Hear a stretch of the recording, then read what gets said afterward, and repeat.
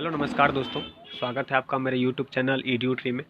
दोस्तों, आज के इस वीडियो में हम भारत का इतिहास BHIC 133 जिसमें हम 1206 से 1707 तक के भारत के इतिहास को पढ़ेंगे और समझेंगे। इस क्रम में आज के इस वीडियो में हम भारत के इतिहास लेखन की जो प्रवृत्ति है या फिर इतिहास लेखन की जो प्रवृत्ति है उसे पढ़ेंगे, जिसमें आज हम अरबी और फारसी ऐतिहासिक लेखन की जो परंपरा थी उसे समझेंगे। तो चलिए शुरू करते हैं आज के इस वीडियो को।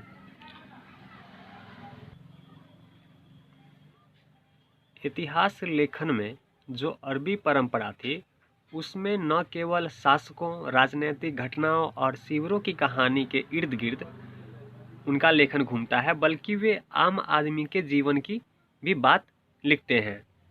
अरबी ऐतिहासिक परंपरा राजनीतिक और सैन्य घटनाओं के साथ साथ सामाजिक, आर्थिक, सांस्कृतिक और धार्मिक इस प्रकार हम देखें तो जो अरबी लेखन की जो परंपरा थी, जो तरीके थे लेखन की अरबी भाषा में, उसमें जो उस टाइम के लेखक थे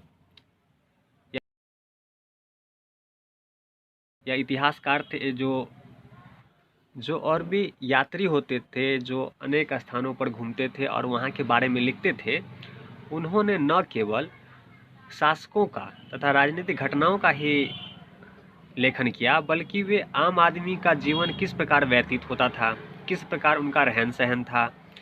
इसके अलावा वे राजनीतिक और सैन्य घटना के साथ साथ सामाजिक, आर्थिक जो भी स्थिति थी, जहाँ भी वो जाते थे वहाँ की जो भी सामाजिक आर्थिक स्थिति होती थी या सांस्कृतिक या धार्मिक उनका जो जीवन होता था, उन सभी विषयों पर वे उन्होंने लिखा है। इसी प्रकार हम देखें तो इस क्रम में पवित्र कुरान जो उनका मौलिक रूप है उसको कलमबद्ध करने का जो प्रयास किया गया, यह एक अरबी भाषा का महत्वपूर्ण लेखन प्रयास था।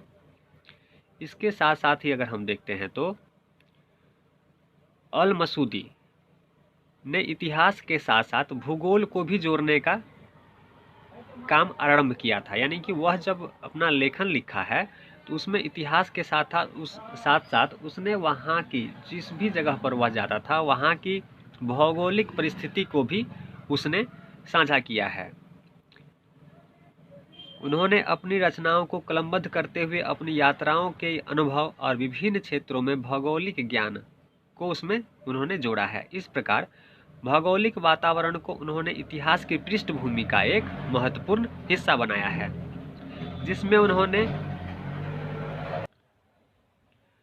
मानवीय ऐतिहासिक विकास के साथ भौगोलिक तथ्यों को भी संबंध स्थापित किया। इस प्रकार कारण और प्रभाव का प्रयोग कर उन्होंने अपने लेखन को एक व्याख्या से जोड़ा और वैज्ञानिक इतिहास का एक महत्वपूर्ण घटक प्रस्तुत किया।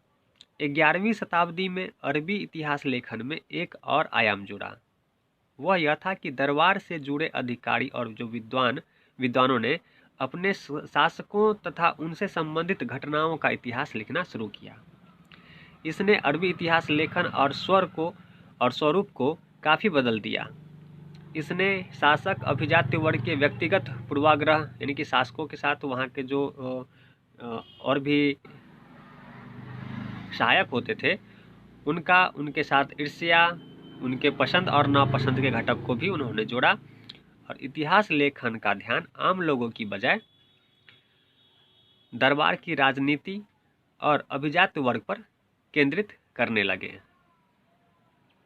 इस प्रकार देखें तो जो इतिहास लेखन की जो अरबी परंपरा थी वह धीरे धीरे शाही संरक्षण के साथ अरबी इतिहास का झुकाव जो है अधिक से अधिक वंशवादी इतिहास की तरफ हो गया, जिसमें अपने संरक्षकों की उपलब्धियों की प्रशंसा की गई, जिसमें एक और तत्व अलंकारित के लिए मार्ग प्रशस्त किया। यानी कि धीरे धीरे जो अरबी इतिहासकार थे वो शाही संरक्षण में अपने संरक्षक था उसके साथ होने वाली घटनाओं को तक उन्होंने अपने विचार को सीमित कर लिया। तो धीरे धीरे ये अपने संरक्षक के प्रति ही लिखने का कार्य करने लगे। तो इस तरह धीरे धीरे काफ़ी इनमें बदलाव आने लगा। इसी प्रकार अगर हम देखें फारसी इतिहास लेखन को तो इनका इतिहास काफ़ी संकुचित दिखता है। वे उस युग के सामाजिक धार्मिक इतिहास की तुलना में राजनैतिक इतिहास और शासकों और कुलीनों के जीवन के इर्द गिर्द ही उन्होंने अपना लेखन कार्य किया है। इस प्रकार फारसी इतिहास वंशवादी इतिहास थे। राजाओं और अभिजात्य वर्ग के इतिहास। फारसी इतिहासकारों ने अपनी रचना का महत्व बढ़ाने के लिए शासकों को अपनी रचनाएं समर्पित करना पसंद किया। जैसे मिन्हाज ए सिराज जूज़जानी ने अपनी तबकात ए नासिरी को नसरुद्दीन मोहम्मद को समर्पित किया है। इसी प्रकार देखें तो जियाउद्दीन बरनी ने अपनी तारीख ए फिरोजशाही को फिरोज शाह तुगलक को, और आरिफ कुंधारी ने अपनी जो लेखन है वह तारीख ए अल्फी अकबर को समर्पित किया। और इस तरह मौतम दखान ने अपनी इकबालनामा ए जहांगीरी में जहांगीर को समर्पित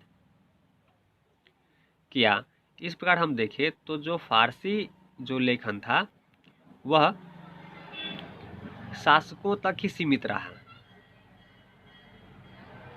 इसमें हमें सामाजिक धार्मिक जो जीवन लोगों का था उनकी रचनाओं में इन सभी विषयों के प्रति झुकाव नहीं दिखता।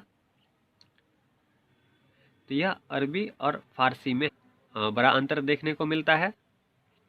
तो आज के इस विषय में हमने फारसी लेखन तथा अरबी लेखन को पढ़ा और समझा, उनका लेखन का प्रकृति क्या था, उनका परंपरा क्या था। तो आज के विषय में आज इतना ही। मिलते हैं अगले वीडियो में एक और इसके अगले नए महत्वपूर्ण विषय पे। तब तक के लिए चैनल को सब्सक्राइब कीजिए, लाइक कीजिए।